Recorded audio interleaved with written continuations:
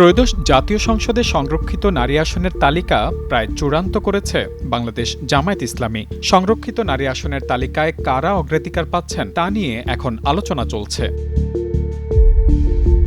জানা গেছে, তালিকায় স্থান পাওয়া বেশিরভাগই বাংলাদেশ ইসলামী ছাত্রী সংস্থার সাবেক সভানেত্রী। তালিকায় একাধিক ডাক্তারের নাম রয়েছে। এছাড়াও রয়েছেন মহিলা জামাতের নেত্রীরা। এদের মধ্যে ডাক্তার আমেনা, ডাক্তার হাবিবা জান্নাত সুইট, ডাক্তার শিরিন আক্তার রুনা এবং ডাক্তার ফাতেমা সিদ্দিকার নাম জামায়াত সূত্র নিশ্চিত করেছে। জামায়াতে ইসলামের সহকারী সেক্রেটারি জেনারেল অ্যাডভোকেট এহসানুল মাহবুব জোবায়ের এ বিষয়ে গণমাধ্যমকে বলেন, আমাদের তালিকা প্রায় চূড়ান্ত। আগামী ৮ তারিখ সেটি প্রকাশ করা হবে। তবে বিশ্ববিদ্যালয়গুলোর ছাত্র সংসদ থেকে নির্বাচিত হয়ে আসা কোনো নেত্রীকে এবার সাংসদ করা হচ্ছে না বলে জামায়াতের একজন ঊর্ধ্বতন নেতা জানিয়েছেন।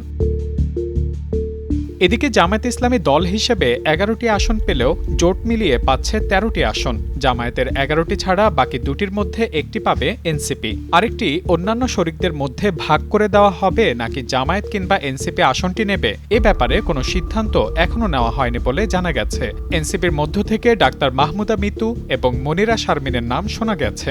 এর বাইরে দিলশানা পারুল, ইঞ্জিনিয়ার নাবিলা তাসনিদও সম্ভাব্য তালিকায় আছেন বলে দলটির সূত্রে জানা গেছে। Mahmudul Hasan, Times today.